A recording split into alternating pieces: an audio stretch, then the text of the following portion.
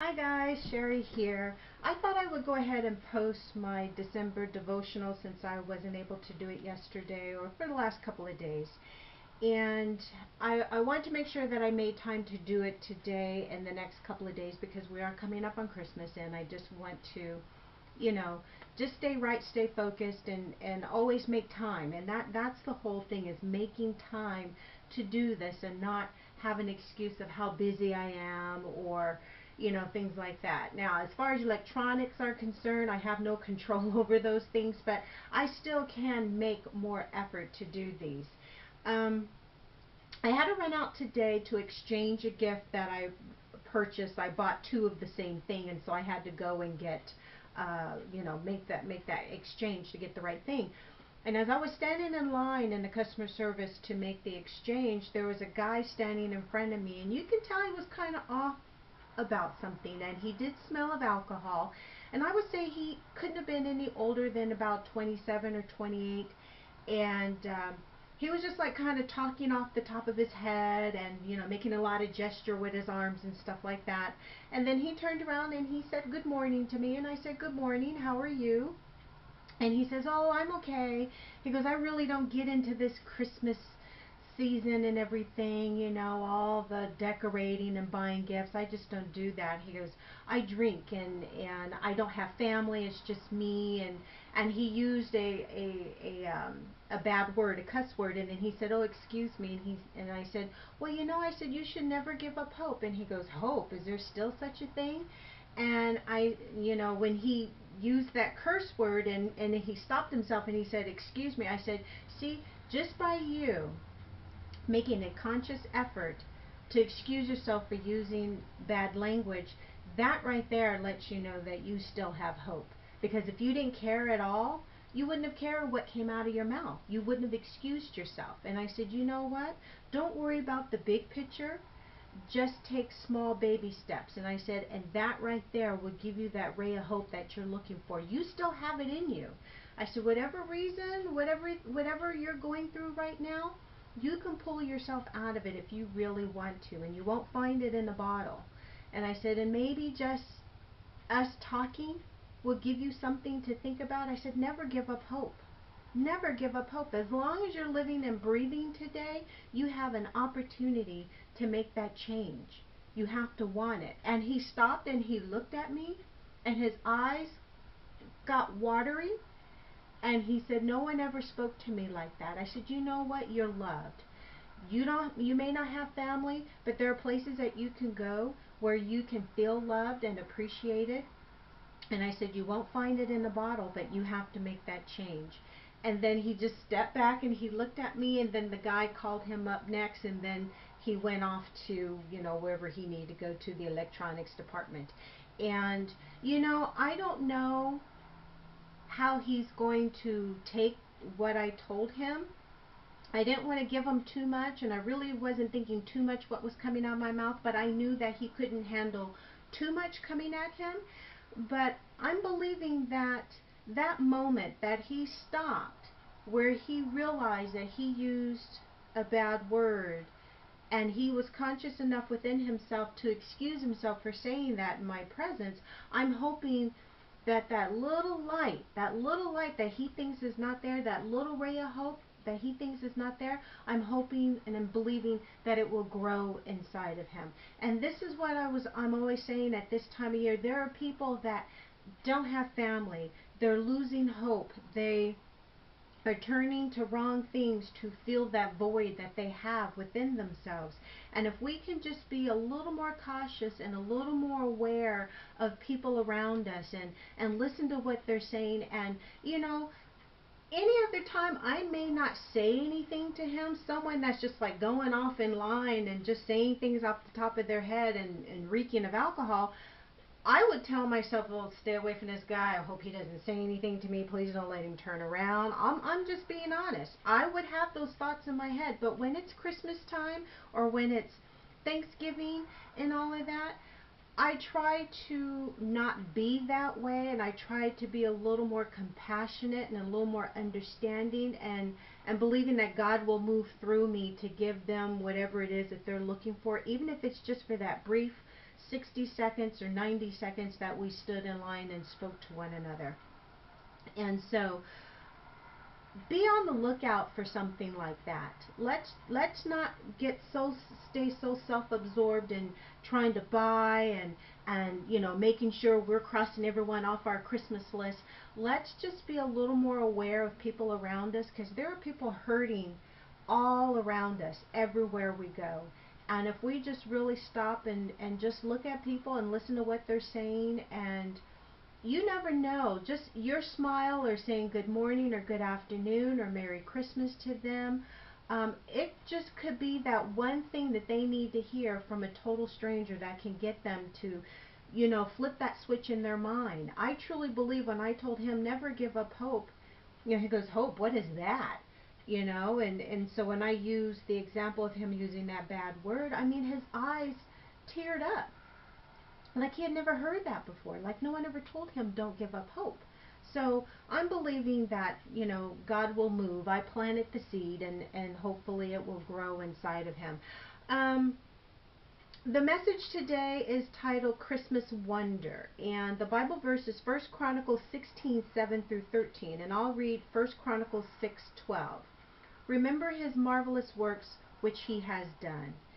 And again, look around you. You know what? Just look in your home. Look at all the things that you have that, we say, well, I won't be happy unless I get that house. I won't be happy till I get that car. I won't be happy till I have that bedroom set. I won't be happy until I have that dinette set. We have things around ourselves that bring us happiness, that we believe bring us happiness and joy. I mean, there are people that their house are spick and span. Every place has a thing. Everything has a place. You walk in, their house feels like a model home. Sometimes you feel like you're not allowed to walk into a room. It's like you're looking for the velvet rope that you're not supposed to cross, right? And there's nothing wrong with that. But God's love is so much more than the things that we have and the things that we acquire. His love is the trees and the moon and the stars and the sky and the clouds and the sun and the wind and the rain and just all those things that we take for granted. And yes, it's nice to have a beautiful home. It's nice to drive a nice car. It's fantastic to wear designer clothing and everything. But it's so much deeper than that. Those things could be taken away from you. And if you base your identity on your house being spick and span, or the new car that you're driving, or the things that you have in your house, you are completely missing what God has for you, and you're missing what he has done for you. He's all about our heart and what really moves us deep down inside. So don't put your whole existence in things. Put your hope and your belief and faith in what God has done for you, which is give you another day to live and breathe, to give you that peace of mind that you have, and to give you that loving heart, and to know that he's always there and he'll never turn a deaf ear to you as long as you're willing to talk to him. He, again, like I've always said, he already knows the desires of our heart, but we just need to recognize what he really has done for us in our lives. We have good health, we have all of our faculties, we have we can even say we have health insurance. We have, a roof over our head. We have clean clothes on our back. We have food in our refrigerator. But it's so much more than that. I remember when it came up for me to have my surgery on October 6th. The morning of, the hospital called me and said that my medical plan that I had did not cover outpatient services. And so before that they will let the doctor even do one thing on me, we had to pay them $2,500. That was the fee to the hospital before my doctor could do anything. So I'm just beyond myself. Okay, this was like a couple hours before I'm supposed to report to the hospital. So I called my husband on his job because he was laying out his crew.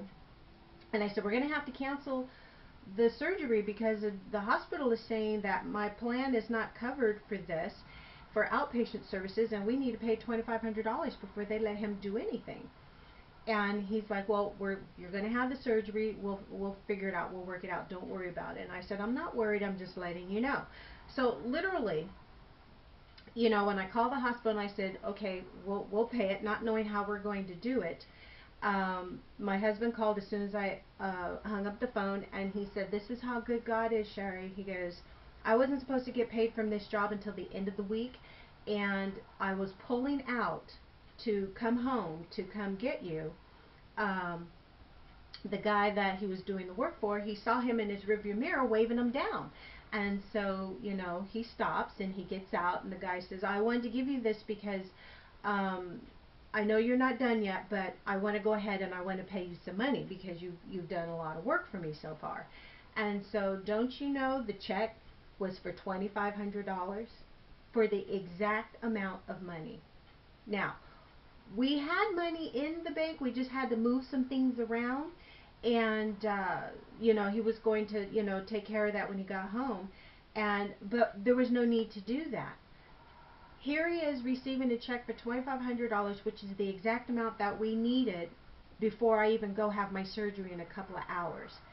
See how good God is? I mean, we were going to have to, write the check and then go move some money around because I had to be at the hospital. There was no way that he was going to have time to go, take care of that before he got me to the hospital, because it's about an hour away.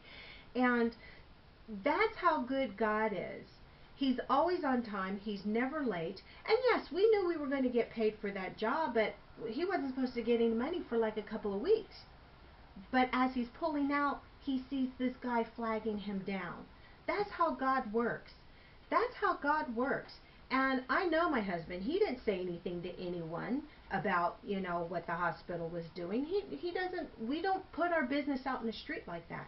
But I wanted to share that story with you because some of you might be out there going, how are we going to take care of this? How are we going to pay our mortgage? It's already, the 22nd, and, we haven't even paid our mortgage yet. We haven't bought Christmas gifts yet. Don't give up hope. God knows what you need. Just take it to Him. Take it to Him. He wants to move in your life, but He won't do it if you don't invite Him. He's eager to do it. You just have to invite Him. Open your heart and believe. Believe. Because He wants to do it. He doesn't want to see you suffer. He doesn't want you to worry about what you're going to eat, what you're going to wear. Do you think the birds worry about where they're going to eat? He takes care of the birds. Surely if He could take care of the birds' needs, don't you think He wants to take care of your needs? All you have to do is put it at His feet. Put Him at His feet. He can take care of whatever you think is too big for Him, or whatever you feel that He's too busy to take care of. He's not. He is there for you. You are His child. He wants to move those mountains that you can't see around, that you can't see over. He's not going to let you go around it. You can't go under it, and you can't go over it. He's going to pull you through it. But you have to lean on Him in order for Him to do that, and He will take care of all of your needs. I am living proof of that. My life is living proof of that, and I want to share that with you. Let me read this to you. Lord, restore to me the wonder of Christmas, felt most keenly when I first met Jesus, for I long to tell the story with all the joy it brought me that day. One more thing before I let you go.